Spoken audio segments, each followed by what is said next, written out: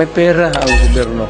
May pera ang gobyerno. Nakukurap lang, pero may pera ang gobyerno.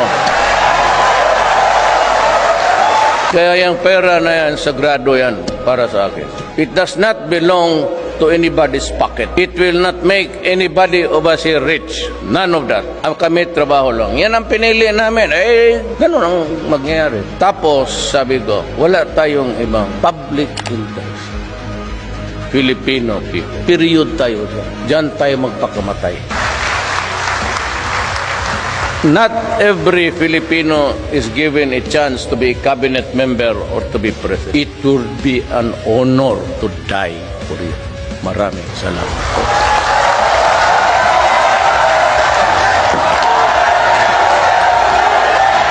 Ilan lang ang maging presidente na Pilipino. Are you extremely or inordinately proud to be president? Tell you, I do not need the position at this time of my life. Tanda. So, dito lang. Huwag na yung martial law na declare martial law. Dito lang umiikot. And my oath of office says, I must preserve the Filipino people.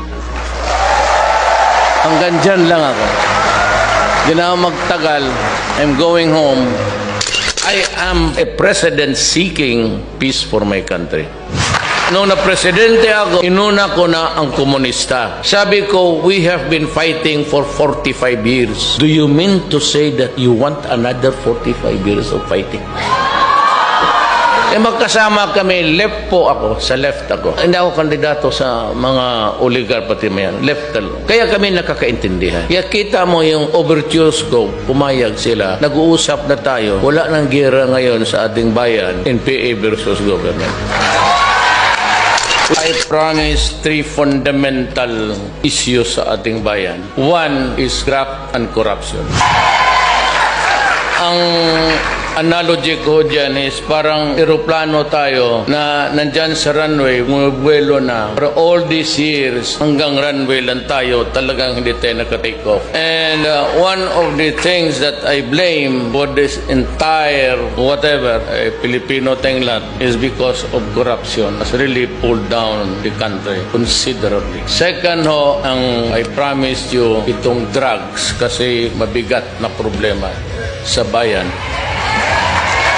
Ang third, criminality. So, mag-umpisa ako sa graft and corruption. Hindi ako nagbubula tapos ng eleksyon. Hindi na ako makatakbo uli. Sabi ko sa kanila, wag ninyong galawin yung maliliit na tao. Kasi yung maliliit na tao, yun yung nangailangan ng gobyerno. These are the guys who need the help.